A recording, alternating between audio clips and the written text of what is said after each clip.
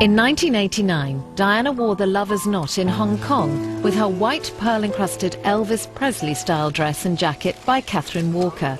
At the beginning, of course, Diana wore the lover's knot tiara in quite conventional ways for conventional occasions, just when you would expect her to wear it and how you would expect her to wear it. And then suddenly she appeared in Hong Kong in that magnificent Elvis pearl-encrusted outfit with the lover's knot tiara. And again, we saw Diana's skill at just delivering the unexpected. Diana had another fabulous royal gem, a Sri Lankan sapphire the size of a duck's egg, set in a double row of diamonds. It was a gift from Queen Elizabeth, the Queen Mother. Diana wore it on her shoulder to a banquet at Hampton Court in 1982. Later, the brooch was changed to be the centerpiece of an elaborate choker. 7 strings of pearls held it in place. Worn with sapphire earrings, this was a spectacular combination. Diana wasn't really a brooch person. It didn't go with those clothes during the 1980s, the big shoulders and so on. So she turned this brooch into a necklace and had it strung on pearls. And it almost became her trademark. And in a way you could say it was a kind of meld of the two families. It was the Spencer trademark of the pearls with the beautiful blue sapphire, the big jewel coming from the royal family. And she brought it together and made it her own. As Diana developed her own style and her own life, I think that she really understood how to wear her jewels to express her individuality and her personal style.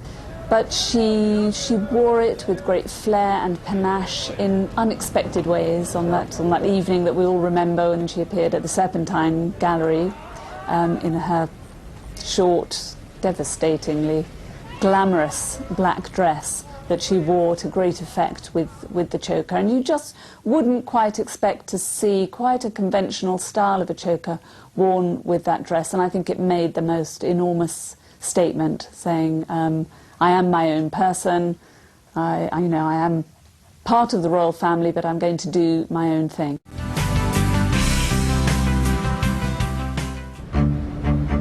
Charles and Diana visited the White House in November 1985. The couple were guests of President Ronald Reagan and his wife Nancy. Diana wore the sapphire choker with a midnight blue velvet gown designed by Victor Edelstein. President Reagan recalled the evening in an interview. We had invited for that particular dinner at the White House a group of people who themselves were stars in whatever their activity was, very prominent and well-known people. I'd had an opportunity at dinner to hear of what she thought about some of particularly the performing stars that were there. So the dancing began, but yet she was the center of attention. The rest of the people were pretty much of an audience. So I managed to get word to John Travolta. She had mentioned approvingly during dinner to ask her to dance. He did, and they danced beautifully together, and it was a kind of high spot that I do remember in that entire evening. A year later, in 1986, the royal couple made a tour of the Gulf states. In the male-dominated society of Saudi Arabia, even a princess was expected to take second place to her husband. King Fahd was a great admirer of the British monarchy. This was the man who had given Diana the wonderful sapphire and diamond suite as a wedding present. To meet the king in Riyadh, Diana wore a long black and white duchess gown by Elizabeth and David Emmanuel, tied at the hip with a large striped bow. The lover's knot tiara signified her royal duty as an ambassador for Britain. However, she was painfully thin, hiding an eating disorder, and her marriage was in severe difficulties. Diana, then just 25, had to keep up the appearance of a devoted royal wife. In Qatar, it was Charles who received jewels. He was awarded the Golden Qatar Order of Merit. The tour moved on to Oman, where the couple visited the Sultan in his palace. His austere appearance suggested a man of traditional tastes, but here was a host who really knew how to please his guests. To Prince Charles, he gave a new £80,000 Aston Martin car. Diana received a suite of remarkable jewels. At first, Buckingham Palace denied they had received these extravagant gifts. Lavish presents, though, from wealthy rulers are not new to members of the royal family, who are accustomed to receiving them. In 1911, King George V and Queen Mary were crowned Emperor and Empress of India, and at the Delhi Durbar, Queen Mary was showered with priceless jewels from the Indian Maharajas, which still adorn members of the royal family today.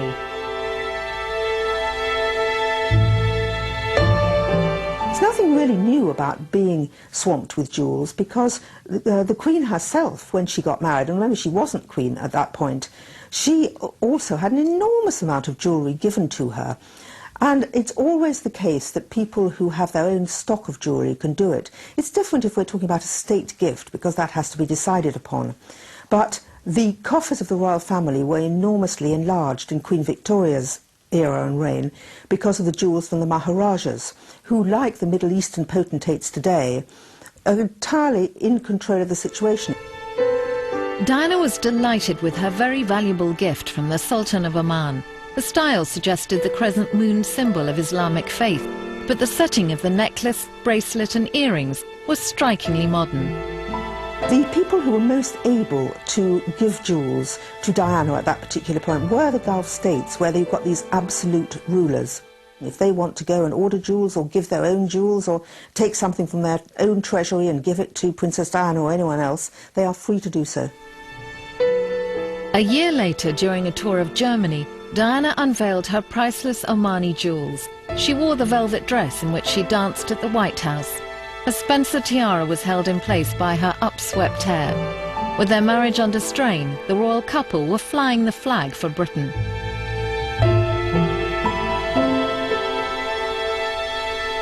She wore her jewels to send the message out to Charles and to everyone who saw her, to say how confident she was in her new life, how she felt in her own skin, and she really used the power of jewels to make a statement about her ideals, her beliefs, her values, and of course her personal style. The Saudi sapphires, so much admired in previous Australian visits, were worn once more to great effect. Dancing with Charles in Melbourne, Diana created a sensation. With her hair worn up, her bare neck and low-cut gown emphasised the magnificent Saudi gems.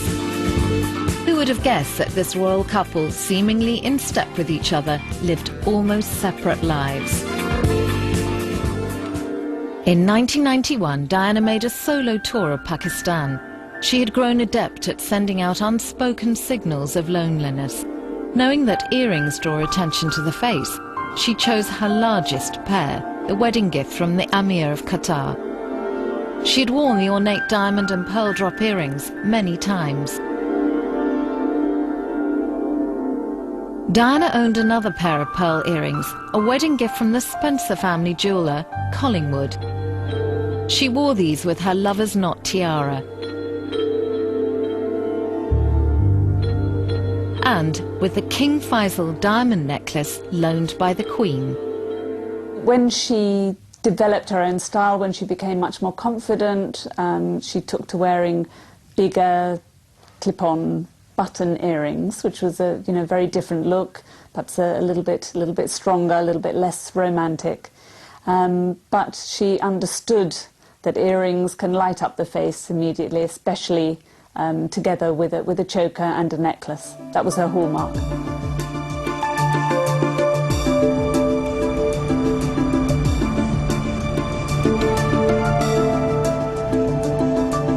In 1993, after her separation from Charles, Diana attended an English National Ballet performance at Her Majesty's Theatre in London.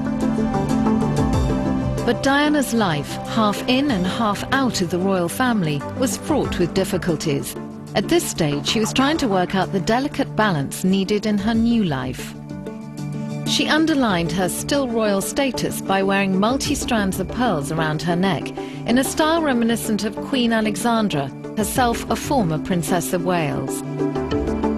what I think was very interesting was that she echoed the style of Princess Alexandra, who was one, of course, the most elegant Princess of Wales in our